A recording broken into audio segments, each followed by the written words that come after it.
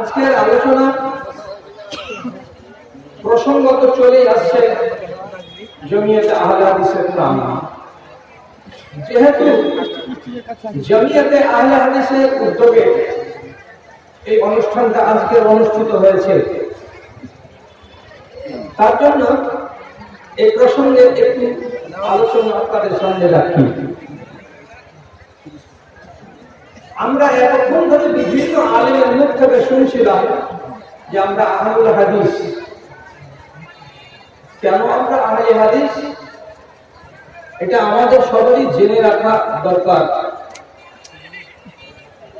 কোরআন মাজিদের ভেতরে আল্লাহ রাব্বুল আলামিন হাদিস শব্দটাকে 20 থেকে অধিক বার আলোচনা করেছেন। হাদিস মানে কথা, হাদিস মানে বাক্য। এই হাদিস শব্দটার ব্যবহার কোরআন মাজিদের ভেতরে এতবার হয়েছে।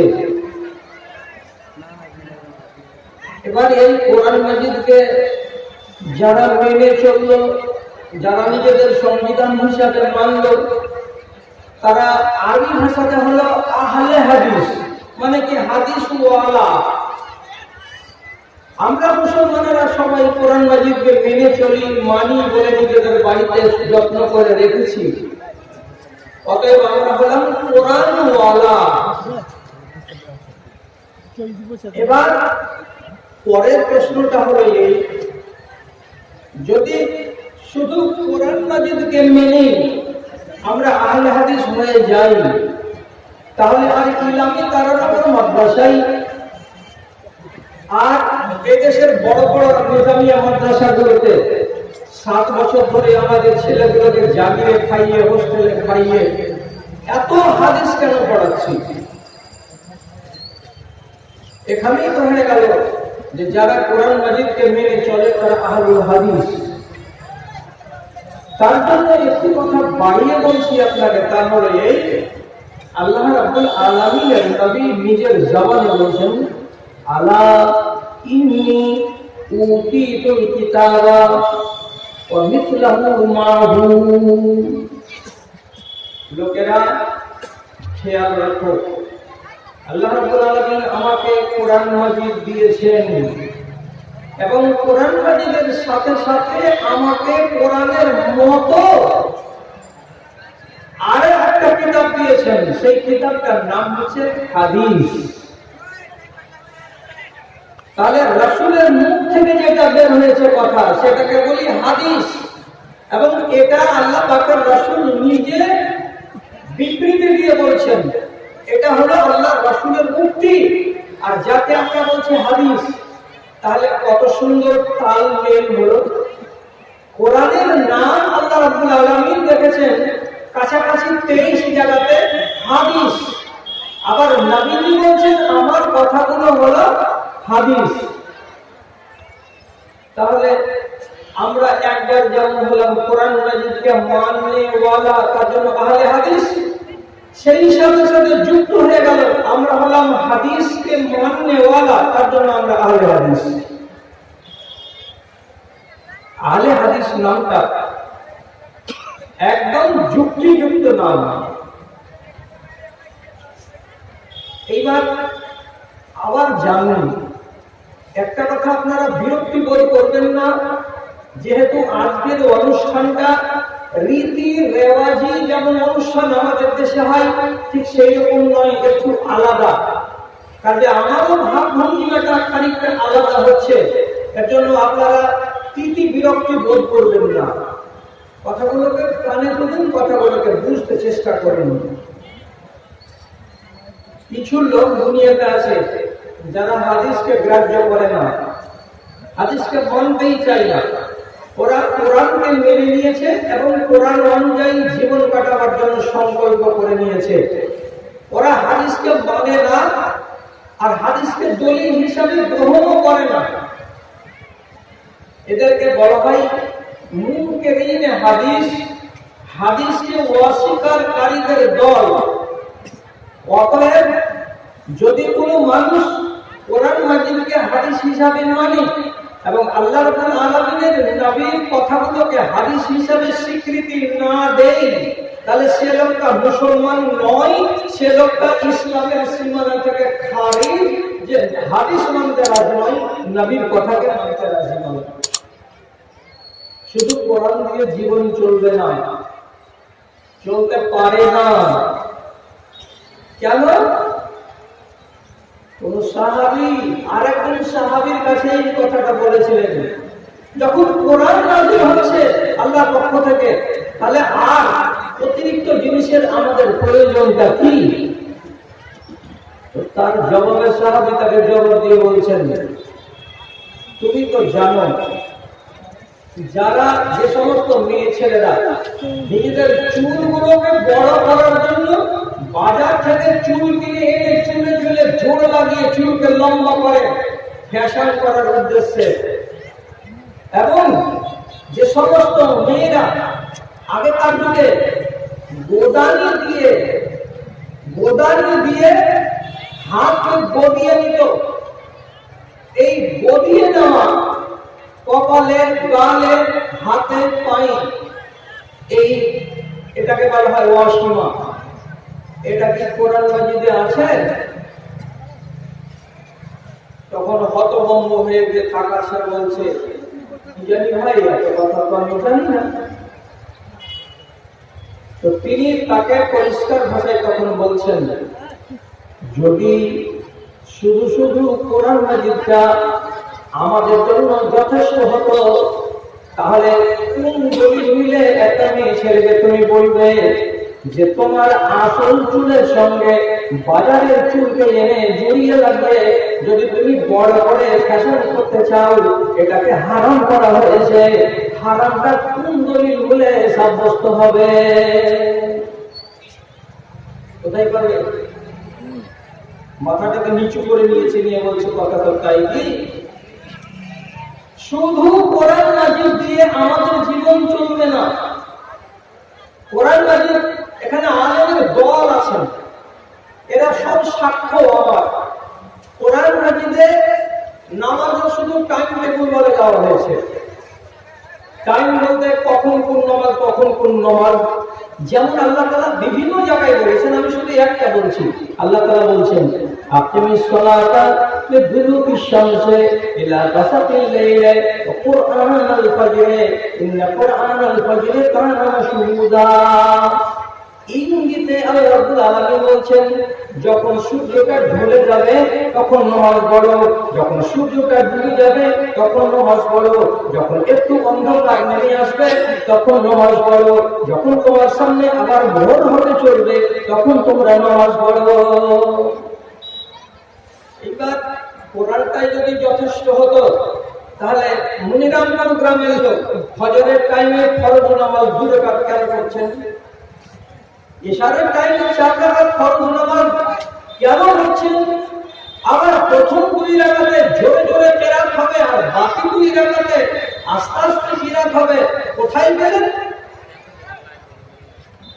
নামাজ কত রাকাত পড়তে হবে রাকাতের কথা কোরআনে নেই। নামাজ কয় টাইমে পড়তে হবে এটাই শুধু লেখা আছে। ফরজ নামাজ কত রাকাত সেটা কোরআনে নেই। সুন্নাতে মুআক্কাদা কত রাকাত সেটা কোরআনে নেই। এবং তারপরে ভিতরের নামাজ কখন পড়তে হয় সেটা কথা কোরআনে লেখা নেই। এবং রাতের বেলায় তাহাজ্জুদের নামাজ পড়তে হয়, কোরআনে ইশারা দিয়েছে বটে, কিন্তু কোরআনে তাহাজ্জুদের নামাজের রাকাত সংখ্যা উল্লেখ করে নাই। এগুলো কোথায় পাওয়া যাবে? হাদিসে রাসূলের ভেতরে পাওয়া যাবে। যখন আমরা হাদিসগুলোকে পড়ব তখন কোন নামাজে কত রাকাত, কোন ওয়াক্তে কত রাকাত, কত রাকাত সুন্নাতে মুআক্কাদা, সব খুঁটিনাটি সবিস্তারে আমরা পেয়ে যাব। এই জন্য আল্লাহ পাকের নবীকে হাদিসের সাথে সাথে, কোরআনের সাথে সাথে এই হাদিসকেও আমাকে একজোট করে নিয়ে মেনে চলতে হবে।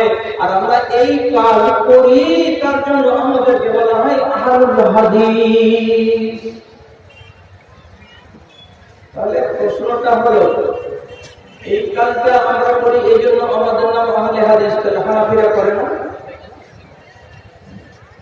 দুনিয়াতে হাম্বলি আছে, হাম্বলিরা করে না? যারা মালিকি ওরা করে না? যারা বেরেলি ওরা কি রাসূলের হাদিস মানে না? শুধু আমরাই আহলে হাদিস, ওরা তাহলে আহলে হাদিস নয়? এটা নাম রাখার দরকার কেন পড়লো? এখন এত বড় বড় আর এত ঝানু ঝানু আলেমের সামনে কথা বলতে যাচ্ছি, তা আমাদের মুখটা হলো বক্তৃতা করা মুখ, একটু করে স্লিপ হয়ে যায় মাঝে মাঝে, তার জন্য কিছু খেসারত বুনতে হয়।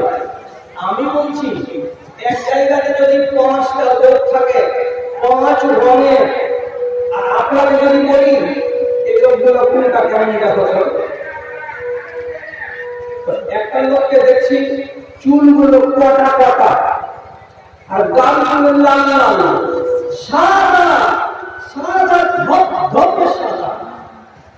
ওর পাশে একটা লোক বসে আছে, হাড়ির কালির মতো গায়ের চামড়ার রং, ওর চুলের রং যা, ওর গালের রংটা, এখানে বসে আছে।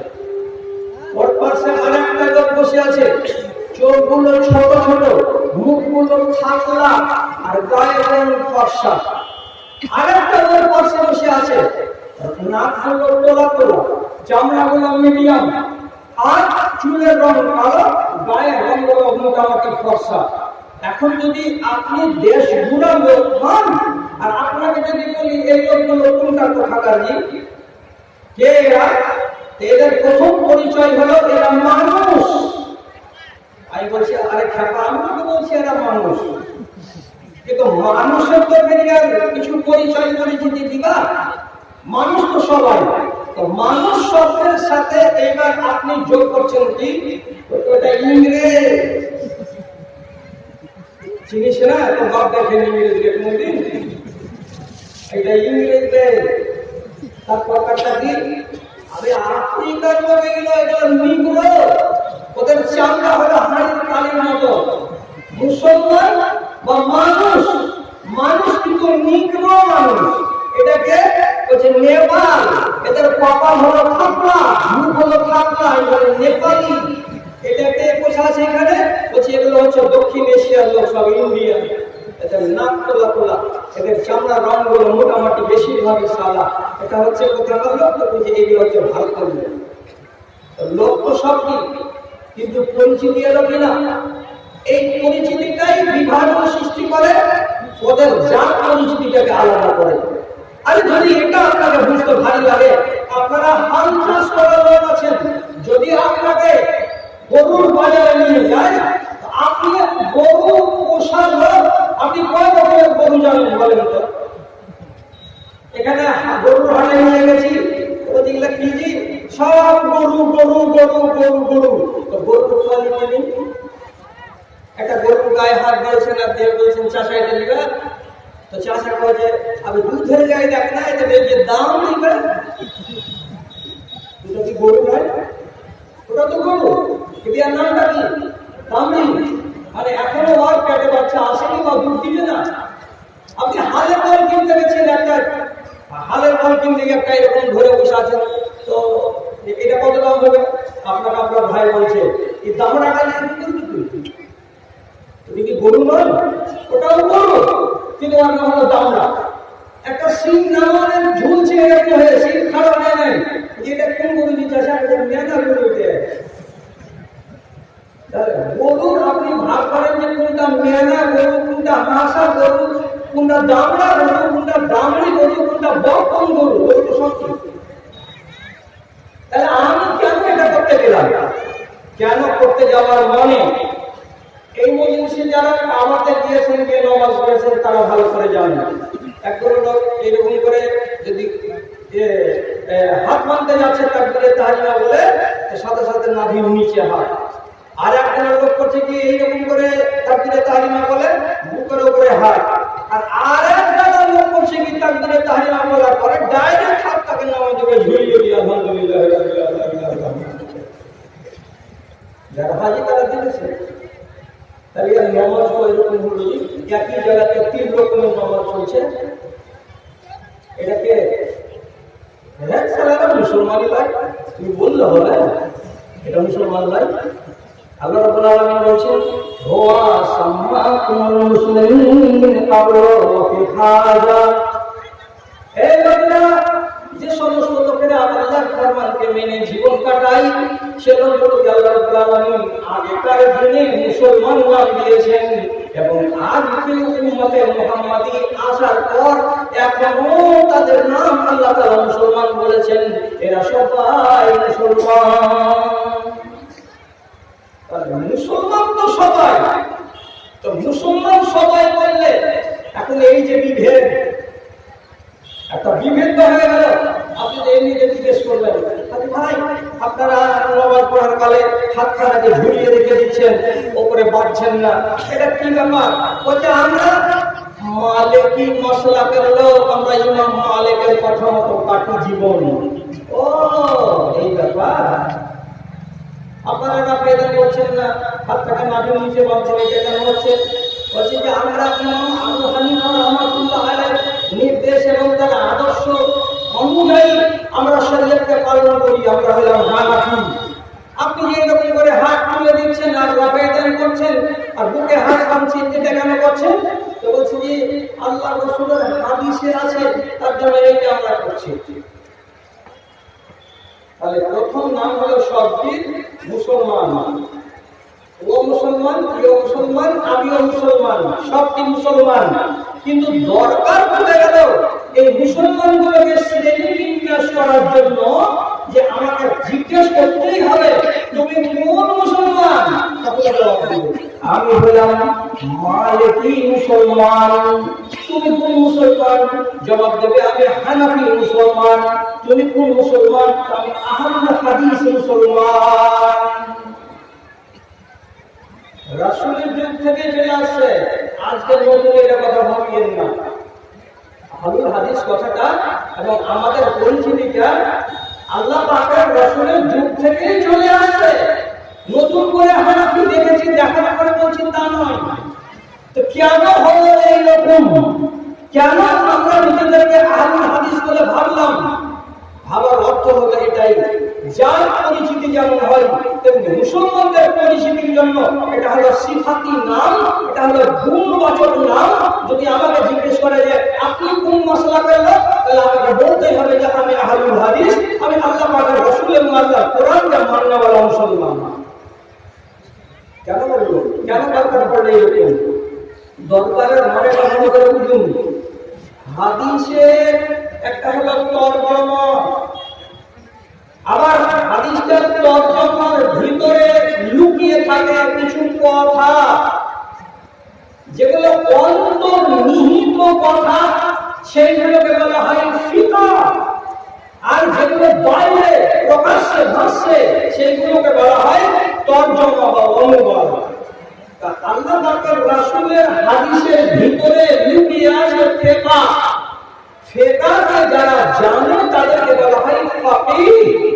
আর ফিকহ যদি কেউ না জানে তো শরীয়তকে ভালো করে বুঝতে পারবে না। এই জন্য সাহাবীদের ভেতরে ছিলেন অনেকগুলো সাহাবী শুধু মুহাদ্দিস, হাদিস মুখস্থ করে রেখেছেন, হাদিসের তরজমা বলে দেবেন ফটফট করে, কিন্তু হাদিসের লুকায়িত তরজমা, হাদিসের লুকায়িত মানে, হাদিসের লুকায়িত ফিকহ ওনারা বলতে পারবেন না। লুকায়িত কথা থাকবে না। যদি আপনি না বুঝেন তাহলে আপনাকে আমি বুঝাচ্ছি, ইনশাআল্লাহ আপনার মগজে কথাটা ঢুকে যাবে। আমার একটা দাবি, একদিন আল্লাহ পাকের রাসূলের কাছে একজন ৬০ বছরের লোক এসে বলেছেন, আল্লাহ রাসূল রমজান মাসে দিনের বেলায় যদি নিজের বিবির সাথে শুয়ে থাকি দিনের বেলায়, আর তার গায়েটা লাগিয়ে যদি ঘুমাই, এক চাদরের নিচে ঘুমাই, তাহলে তার সাথে এইভাবে গায়েটা লাগিয়ে, তার গায়ে হাত লাগিয়ে, তার শরীরে শরীর লাগিয়ে ঘুমাতে পারা যাবে কিনা? রাসূল বলছেন যাবে। লোকটা ৬০ বছরের শুনে নিলে বলে চলে আল্লাহ হুজুরকে বলে এখানে শুনে দিয়েছিলেন। আবার আরেকটা লোক এসেছে, আর বয়স হলে বলে কটকটের জোয়ান ২৪ বছর হয়ে এসে রাসূলের কাছে একটাই প্রশ্ন, রাসূল এটা তো রমজান মাস চলছে, রমজান মাসে তো স্ত্রীর সঙ্গে মেলামেশা না যায়, রোজা নষ্ট হয়ে যাবে, তবে দিনের বেলায় যদি মিয়া আর যদি জোহরের নামাজের পরে একটু বিশ্রাম আমরা করি, এইরকম বিশ্রামের কালে যদি বিবির কাছে ঘুমাই, তার গায়ে যদি গায়ে লাগাই, তার শরীরে যদি হাত লাগাই, আগে যদি চুমুদান করি, তাহলে রোজা কি নষ্ট হয়ে যাবে? এটা করা যাবে কি যাবে না? রাসূল বলছেন না, যাবে না। ওরা কাজে লাগবে না। এই হাত চুলকাতে চুলকাতে ঘুরে আসছে। আর ওগুলা আল্লাহ রাসূল কি বললেন? যা, অসুবিধা নেই। তাহলে মশলাটা কি দাঁড়ালো? যত বুড়া মানুষ তোমাদের জন্য এটা হুকুম, আর যত যুবক ছেলেমেয়েরা তোমাদের জন্য এটা হুকুম। তাহলে শরীয়তের হুকুম কখনো দু রকমের হয় না। যদি আপনি তর্জমা পড়েলেন, আমাদের দেশে একটা তর্জমা পড়া মাওলানা আছে, লেকচার দিচ্ছে ইউটিউবে, বেশি নাকি না ওগুলোকে মুর্শিদাবাদের জন্মিছে রোজ রোজ একটা। হ্যাঁ, আলেম ওলামা থেকে গেলেন আর হাতে ডিসকাউন্ট চিকুন দেখতে গেলেন, জবাব দিতে সওয়ালে বাপ চিনে না ঘাট আর কবরকে যে কাদা দিয়ে গেছে সালাম। তর্জমাটা যদি বাংলাদেশ শিখে নেয় আর হাদিসের তাদবির আর হাদিসের দাফতারুন, হাদিসের খালফিয়া মানে আসমানদার, হাদিসটা থেকে উদ্ধৃত মশলা, এইগুলোকে যদি আবিষ্কার করতে না পারে, তো তাহলে শান্তের মন্ত্র না শিখে যদি শান্ত করতে যাও, তো যেমন তুমি মা করতে টাইম পাবে না, তো তুমি শরীয়তের সত্য না সরে চলে যাবে। ওলামায়ে দ্বীন বুঝতে লাগলেন, বলছে কেন রাসূল এটা কথা বললেন? তাহলে তর্জমার ভেতরে নামো, এবার নিচে এবার ফেকা বের হতে লাগলো। ফেকা কি বলে বের হবে? বুঝতে পারছো, একটা জুয়ান ছেলে আছে, ও যখন স্ত্রীর গায়ে গা লাগাবে তখন ওর মনে সুরসুরি যাবে। যদি ফের একটু খালি হাত লাগিয়ে দেয়, তা হাত লাগার পর একটু সুরসুর করে দেবে, সে চিন্তা যাবে। আচ্ছা ভালো লাগে মন ধরে এই করতে করতে স্ত্রী যদি একটা ঢেকাও মারে দেয় এমনি করে করে, তো নিজেকে সামলাতে পারবে না, শেষে রোজা করবে আর রোজাকে পাওয়া যাবে। শেষে রোজাকে পাওয়া যাবে বলে দিনের বেলায় কি করবে? রোজাটাকে নষ্ট করবে। কেন? যুবক ছেলে নিজেকে নিয়ন্ত্রণ করার ক্ষমতা কম রাখে, যদি মেয়ে ছেলের সংস্পর্শে আসে তবে।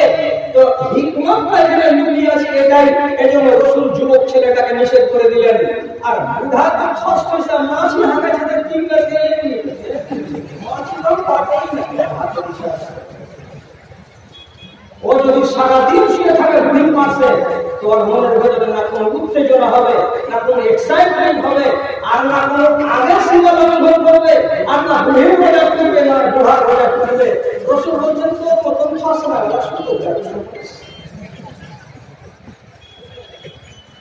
তাহলে যে ফিকাহটা লুকিয়ে আছে হাদিসের ভেতরে, এই ফিকাহগুলোকে উলামায়ে দ্বীন খুঁজতেন। ইবনে আব্বাস নামাজ পড়ছেন আর তার 4-5 জন ছাত্র পাশে বসে আছে, ওরা নামাজ পড়েন, একটা নফল নামাজ। আতা আছেন, মুজাহিদ আছেন, আর অন্যান্যরা আছেন। তো বড় বাবুরা নামাজ পড়ছেন, আর একটা লোক চলে এসেছে, এসে তখন বলছে খালি মাওলানা বলি, তো যেখানে দিয়েছে এটা একটা মশলা জানলে বলো না কি মশলা আছে। তো বলছে যদি আমার লিঙ্গের মাথা দিয়ে দুধের মতো সাদা সাদা বিন্দু বেরিয়ে যায়, যাকে আরবিতে বলা হয় মানি আর বাংলাতে বলা হয় বীর্য, তাহলে এই জিনিসটা যদি বেরিয়ে যায় তবে কি আমাকে গোসল করতে হবে নাকি? তখন এই সাথী কয়টা, এই মাওলানা কয়টা বলছে আল্লাহ যে মিনহুল ওয়ালাদ, কুঙ্গালা ভাই ভাই রে, কেমন ভাই ভাই, তুই তো বেটা ছেলে বুঝিস, আর কয়েকটাই বা বেটা ছেলে বুঝে। এটা শরীয়তের কথা, আমাকে লাজ করে তো আমি তো গুনাহগার হব। লিঙ্গের মাথা দিয়ে একটু বন্ধ করে দেয়, হলো মরিসুতম। আবার মুখের পরে কিছু কিছু লোকের 1-2 ফোঁটা বের হয় মুখ থেকে, একটু গাঢ়, এটাকে আরবিতে বলা হয় অদি, বাংলা জানি না। আবার আরেকটা লোক আছে, আরেকটা লোক আছে, যদি ওর মনের ভেতরে উত্তেজনা তৈরি হয় এবং তার যৌনাঙ্গ যদি উত্তেজিত হয়ে যায় অর্থাৎ স্ট্যান্ড হয়ে যায়, তাহলে পরে সহবাসের পূর্বে তার লিঙ্গের মাথা দিয়ে একগুলো পানির মতো বের হয়, তাকে বলা হচ্ছে মাজি। আর যখন প্র্যাকটিক্যাল হয় নারীদের সাথে স্ত্রীদের সাথে, তো প্র্যাকটিক্যালের কালে লিঙ্গের মাথা দিয়ে আরেকটা বের হয় দুধের মতো আকৃতি, সেটাকে বলা হয় আরবি ভাষাতে মানি, আর এই নাম হলো বীর্য। এই চারজন ছাত্র বলছে আল্লাহ যিনি মিনহুল ওয়ালাদ, যাতে মানুষ পয়দা হয় ওইগুলো বাইরে হয় না, লেট পয়দা গুলো বাইরে হয়, ভিড় ভিড় বাইরে হয়। আমি কি করবো? এটাই লেখা আছে ভাই, আমি এটাই বলছি। তখন লোকটা বলছে না, হ্যাঁ যেগুলোতে মানুষের বাচ্চা পয়দা হয় ওই বের হচ্ছে। তখন বলছে মৌলানা কেন ঢুকছিস রে, যা বাড়িয়া গোসল করতে হবে, এরকম যদি হয়ে যায় তো গোসল করবি। লোকটা গেট পার হয়ে গেলে এত করে গেছে, ততক্ষণে হযরত ইবনে আব্বাসের নামাজ পড়া হয়ে গেছে। আসসালামু আলাইকুম, আসসালামু আলাইকুম বলছে, আইনা বলু আইনা সাইল, এই যে লোকটা প্রশ্ন করছিল ওই লোকটা কই? ওই যে চলে গেল, জব দিয়ে দিয়েছি, চলে গেল। বেরাও দিয়ে দিয়ে তুই যদি আলেমের সব ভালো বুঝে নিবি তাহলে ভালো এখানে করতে বসে আছে, আর তোর ভুল অনেক কিছু ছিল না। আপনাকে ডেকে নিয়ে এসছে, এবার সামনে এসে তার ইবনে আব্বাস রাদিয়াল্লাহু তাআলা বলেছেন, বাবা একটা ঠিক কথা বলেছে, তোমার শরীর দিয়ে যখন ওই সাদা সাদা দুধের মতো বিন্দু করে বেরিয়ে যায়, তুমি ঠিক করে ভেবে চিন্তে জবাব দিও, না ভেবে জবাব দিও না। তা কি ওইটা যখন বের হয় তখন তোমাকে কি মজা লাগে, তোমাকে কি স্বাদ লাগে, তোমার গায়ে কি শিহরণ যায়, তোমার গাটাকে কি ঝটকা লাগে না লাগে না, তুমি ঠিক করে বলো। নিয়ম মানা কম নয়, আর শরীয়তের বাইরের কথা নয়। কোরআন মাজিদে আল্লাহ তাআলা বলেছেন, মিম্মা ইনদাকুম ইয়াখরুজু মিন বাইনি সুলবি ওয়াত তারাইব। আল্লাহ রাব্বুল আলামিন বীর্যের ভেতরে এতটা ক্ষমতা দিয়েছেন যে তার বের হওয়ার কালে এতটা বেগ থাকে, তার ভেতরে এতটা শক্তি থাকে। এই শক্তিটা যে থাকবে বীর্যটা বের হওয়ার কালে, তো শক্তির সাথে সাথে জোরে জোরে জোরে জোরে নজরে যেমন তেল করে তেমনি করে তেলের মতো জোরে জোরে বেরোবে। আর বের হওয়ার পরে যে কোনো পুরুষের মনের ভেতরে একটা আলাদা উত্তেজনা তৈরি হবে, একটা আলাদা আনন্দ বোধ করবে, আর মনের ভেতরে শিহরণ তৈরি হবে, গায়ের ভেতরে শিহরণ তৈরি হবে। আর যদি ব্যারামের কারণে, অসুখের কারণে, যাকে আমাদের দেশের লোকেরা ধাতু পড়া রোগ বলে, যদি ধাতু পড়া রোগ হয় তো বসে থাকতে থাকতে এমনি এমনি বীর্য বেরিয়ে যাবে, গায়ে শিহরণ দেবে না, শরীরে ঝাঁকুনি মারবে না, রোগের কারণে আরামসে ধীরে ধীরে ধীরে ধীরে বেরিয়ে চলে যাবে। তার জন্য ইবনে আব্বাস বলছেন, বাবারে খালি সাদা পানি বের হতে গেলে গোসল ফরজ হয় না, তার কারণ আছে, তুমি আমাকে খুলে বলো। তোমার পানি যখন বের হয় তখন তোমার গায়ে ঝাঁকুনি দেয় কিনা এবং তোমাকে আনন্দ লাগে কিনা। লোকটা জানলাম খাও কুরসি দিয়ে এটা কিছু বুঝতে পারলাম শরীর হিলেও না, আর কখন কি বেরিয়ে গেছে আমি আপনার এসে লেগে গেছে, এটা আমি নিজেও টের পাই না, পরে যখন বেরিয়ে যায় তখন আমি জানতে পারি।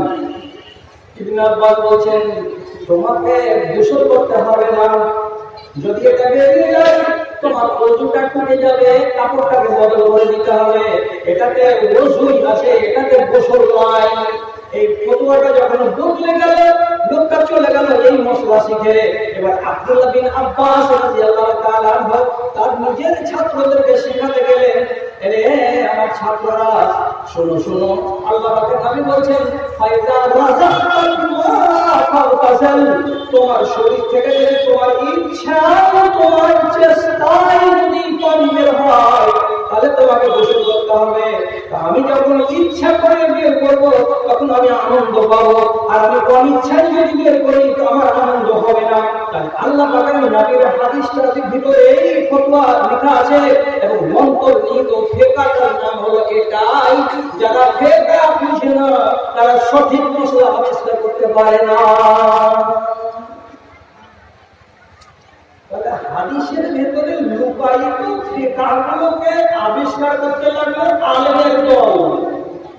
যখন আলেমের দলেরা ফিকহ বের করতে লাগলো তখন খুব অল্প দিন পরে, অর্থাৎ রাসূলের ইন্তেকালের 100 বছর জুটে নিয়ে 83 হিজরিতে একটা আলেম পয়দা, 93 হিজরিতে একটা আলেম পয়দা হলো, তার নাম ইমাম আবু হানিফা, বাগদাদের মাটিতে।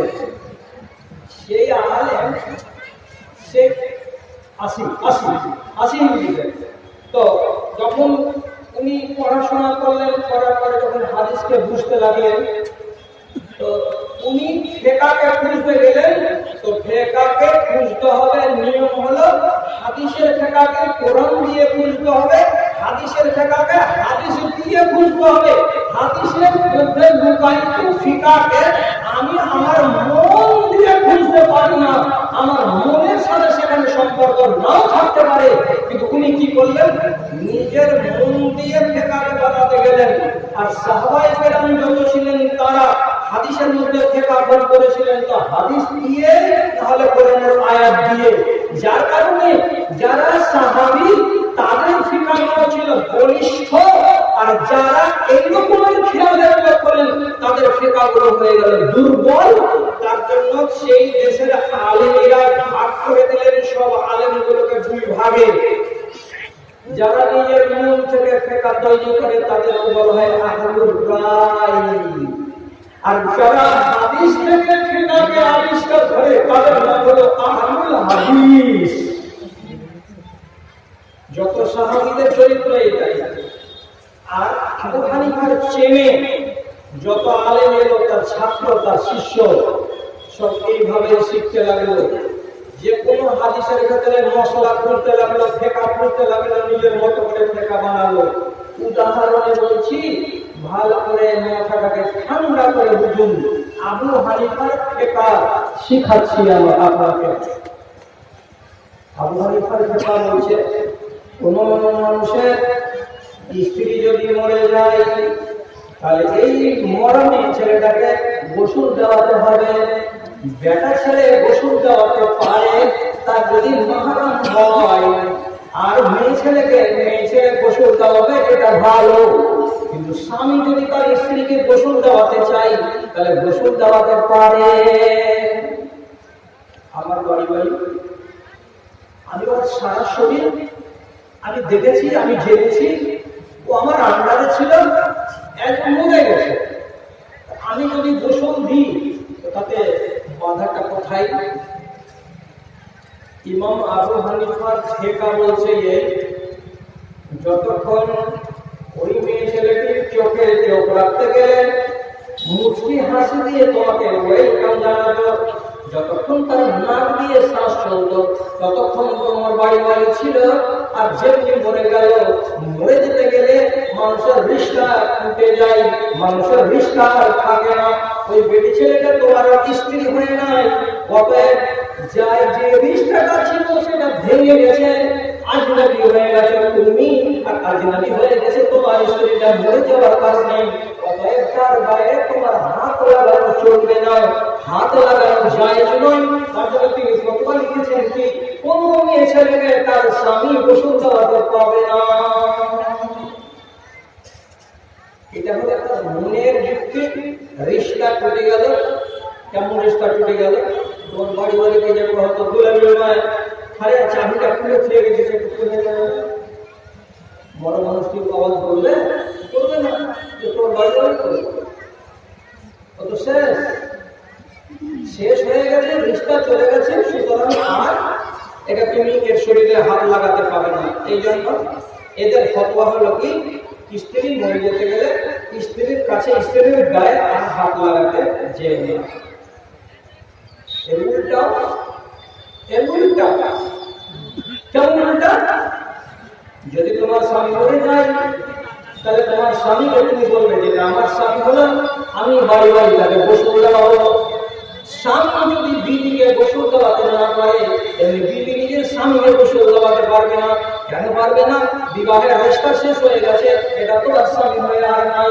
অতএব আজনবী মেয়ে ছেলে, তুমি আজনবী বেটা ছেলে গায়ে আর হাত লাগাতে পারবে না। তোমার আখের যুক্তি চলবে না শরীয়ত থেকে আবিষ্কার করে আগে ফেকা বানিয়ে বলতে হবে? ওনাকে গাও দিচ্ছি না, গাও দেওয়া যায় না, সারা জগৎ বলে দিয়েছে উনি মুজতাহিদ। অতএব আমিও বলছি মুজতাহিদ, তবে মুজতাহিদ ভুলও করে ঠিকও করে। উনি এই মশলায় ভুল করেছেন। এইবার হাদিস কি বলছে? সহি হাদিস। আমাদের মশলাটা কি? আমার বাড়ি বাড়ি মরে গেলে আমি তাকে আরামসে গোসল দেওয়াতে পারি। আমি যদি মরে যাই আমার বাড়ি বাড়ি আমার গায়ে হাত লাগিয়ে পানি ঢেলে দিতে পারে। স্ত্রী পুরুষকে গোসল দিতে পারে, পুরুষ স্ত্রীকে গোসল দিতে পারে। আল্লাহ রাব্বুল আলামিন বলেছেন আয়েশাকে ডেকে, ইয়া আয়েশা তো লাউ তাকতালি ইয়া দাসালতকে ওয়া কাফালতকে, হে আমার বাড়ি বাড়ি আয়েশা, তুমি যদি আমার আগে মরে যাও, ধরো তুমি আমার আগে মরে গেলে, তুমি যদি আমার আগে মরে যাও, তাহলে আমি তোমার স্বামী নবী মুহাম্মদ বলছি, আমি তোমাকে গোসল দেওয়াবো আর আমি তোমাকে কাফন পরাবো। গোসল দেওয়াতে গেলে মরা নারীর গায়ে হাত লাগাতে হবে, কাফন পরাতে গেলে মরা নারীর গায়ে হাত লাগাতে হবে। যদি মরে যেতে গেলে রিশতা নষ্ট হয়ে যেত, তাহলে আল্লাহ পাকের নবী জীবনে কোনোদিন আয়েশাকে বলতেন না, আয়েশা তুমি যদি মরে যাও আমার আগে, তাহলে আমি তোমাকে গোসল দেওয়াবো। এটা আল্লাহর গোসল আগে বলে দিতেন না, এটা করা যাবে না। আর যে মশলা আছে হানাফিদের, মরে যেতে গেলে আর হাত লাগাতে যাবে না। হিন্দুদের ভিতরে আছে কি, সাত পাক যখন দেওয়া হবে ওইখানে একটা সিন্দুরের পিঠা থাকে, এক সিমটি সিন্দুর তুলে এনে বেটি ছেলেটার কপালের মাঝখানে এইরকম করে টেনে দিল, লাল বাতি জ্বলে গেল।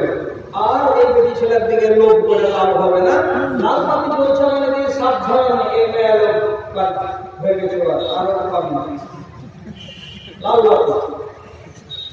আবার পুরুষটা যদি মরে যায় তো ওদের নিয়ম কি আছে, আঙনাতে যে তুলসীর গাছ লাগা থাকে, থাকে না হিন্দু ভাইদের বাড়িতে তুলসীর গাছ থাকে, তুলসীর গাছের তলায় নিয়ে এসে মরা লাশকে রাখবে, আর আবার ওই সিঁদুরের কইটাটা নিয়ে আসবে, আর নিয়ে এসে মরা স্বামীর হাতের তালুতে এই বেটি ছেলেটা এক চিমটি সিঁদুর তুলবে, আর তোলার পরে ওর হাতে এমনি করে রেখে দিবে, আর দিয়ে বলবে যে সিঁদুর তুই দিয়েছিলি ওই 52 বছর আগে আমার আঙনাতে এসে, ওই সিঁদুর তোকে ঘুরিয়ে দিয়ে দিলাম, আর সিঁদুর কপালে লাগা।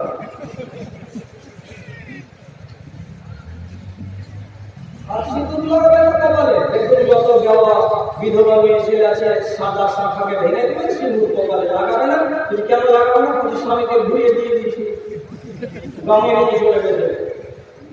কিন্তু ওটাই এইরকম মশলা লাগছে, দেখাবো ওর ছুঁয়েও দেখবে না, ওই পুরুষটাকে ছুঁয়েও দেখবে না। আর আমার মশলাটাকে আমি যদি ফেকা করতে যাই, তাহলে আমি কোরআনে হাত লাগাবো।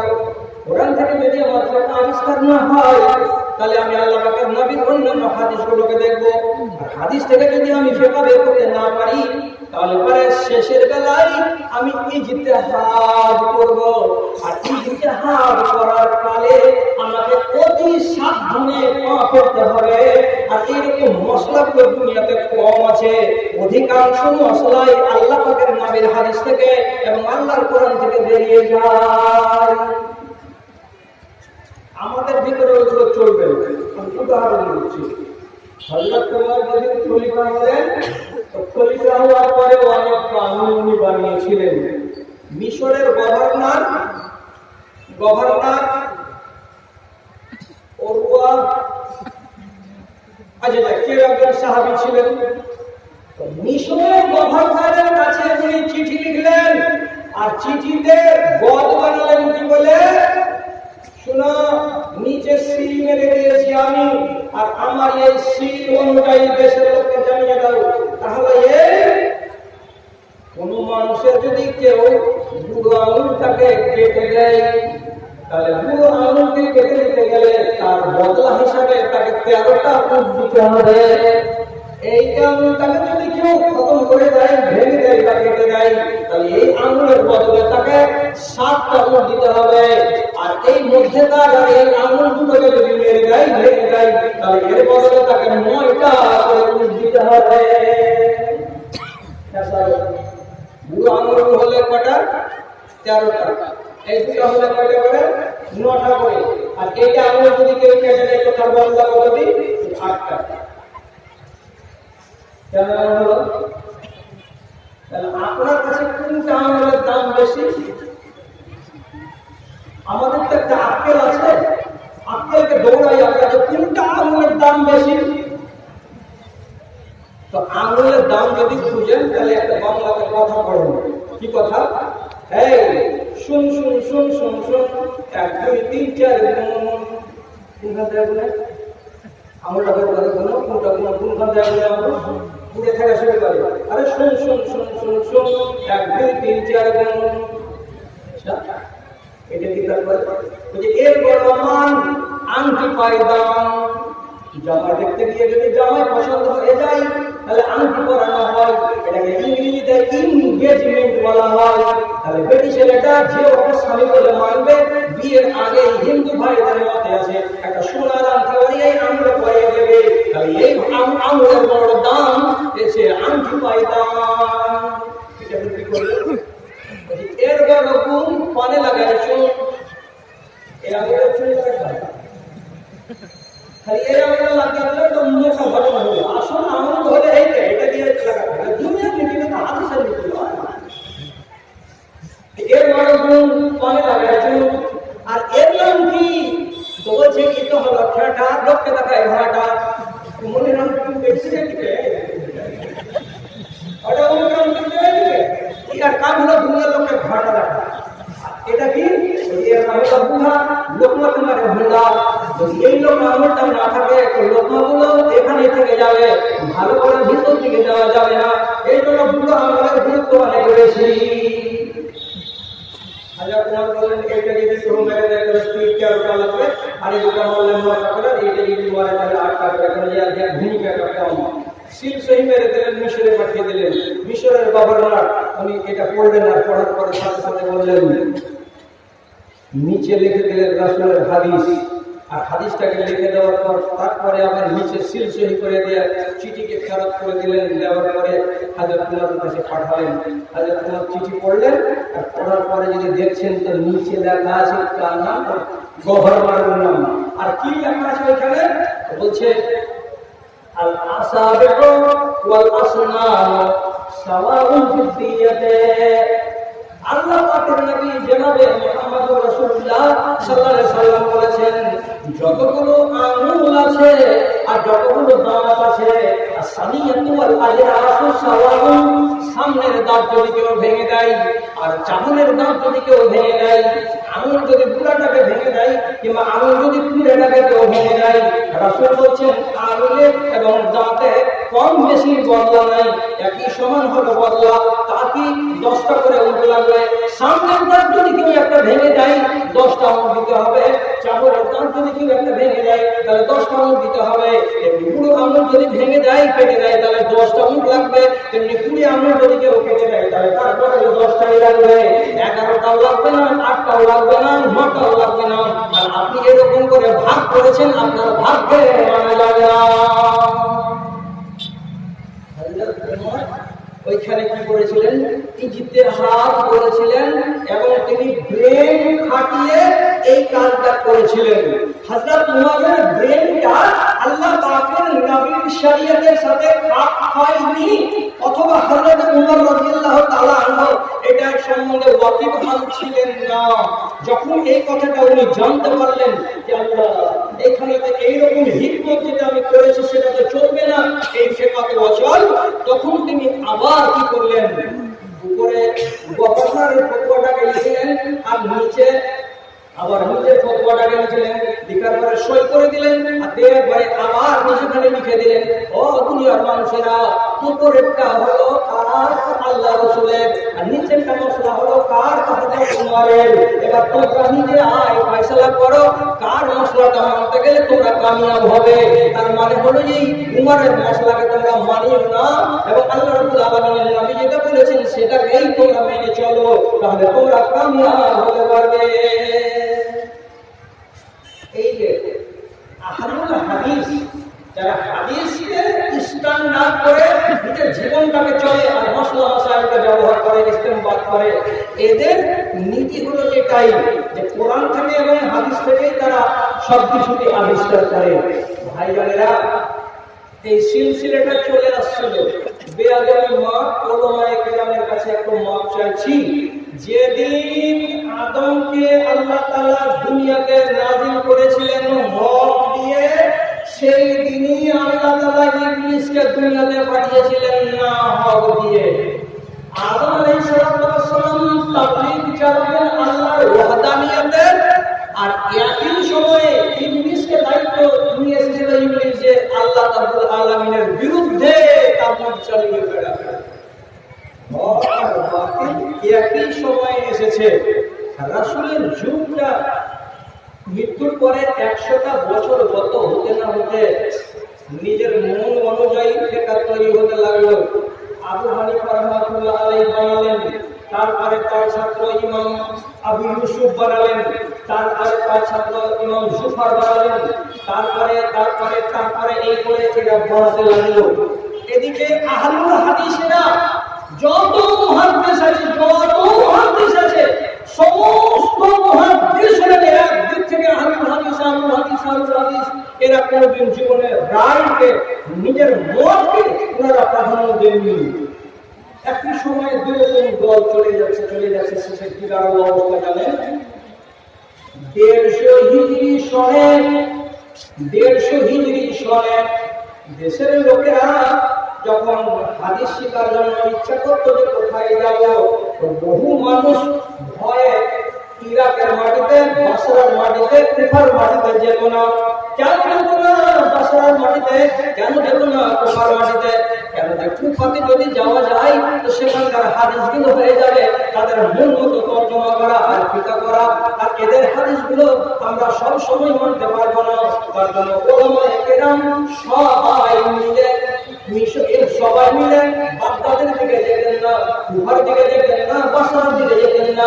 ওনারা যেতেন মক্কায়, ওনারা যেতেন মদিনায়, ওনারা যেতেন হেজাজ, ওনারা যেতেন মিশর, ওনারা যেতেন খোরাসান। এইভাবে তারা মুহাদ্দিসিনদের কাছে যেতেন যারা আহলুল হাদিস বলে পরিচয় দিয়েছিলেন। ইমাম বুখারী একটা হাদিস বর্ণনা করেছেন, হাদিসটাতে কি লেখা আছে? হাদিসটা হলো এই, লা তাযালু তাইফাতুন মিন উম্মতি যাহিরিনা আলা হাক্কি লা ইয়াদুরুহুম মান খাযালাহুম হাত্তা ইয়াতি আমরুল্লাহ। সারা দুনিয়ায় প্রত্যেক জমানায় একটা দল থাকবে যারা সব সময় প্রাধান্য নিয়ে থাকবে, যারা তাদের আত্মমর্যাদা নিয়ে বেঁচে থাকবে। ওদেরকে কেউ যদি অপমান করতে যায় তো তারা অপমানিত হবে না, তাদেরকে অপমান করা যাবে না। এবং এই দলটা এইভাবে হকের উপরে কায়েম থাকবে আর থাকতে থাকতে থাকতে থাকতে তাদের কাছে কিয়ামত চলে আসবে। এবং বুখারী রাহমাতুল্লাহ আলাইহি এই দলটা কারা, এই কে এই দলটা, এটাকে জানার জন্য উনি উনার ওস্তাদ আলী ইবনে মাদিনী উনার কাছে গিয়ে বললেন, ওস্তাদ জি আমি তো একটা হাদিস পড়েছি আর এই হাদিসটা আমার নলেজে এসেছে, কিন্তু এই যে দলটার কথা নবীজি বলেছেন যে কিয়ামত পর্যন্ত হকের উপরে কায়েম থাকবে, এই দলটা কারা, কোন দলটাকে বলা হয়? আলী ইবনে মাদিনী ইমাম বুখারীকে বললেন, হুম আহলুল হাদিস। ওই দলটা হলো ওরা যারা হাদিস অনুযায়ী জীবন কাটায়।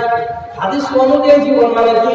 যারা তাদের মশলা, যারা তাদের বিবাহ, যারা তাদের শাদী, যারা তাদের নামাজ, যারা তাদের রোজা, সব কিছুকে আল্লাহ এবং আল্লাহর রাসূলের বলে না ফরমান চালায় তাদেরকে আহলুল হাদিস বলা হয়।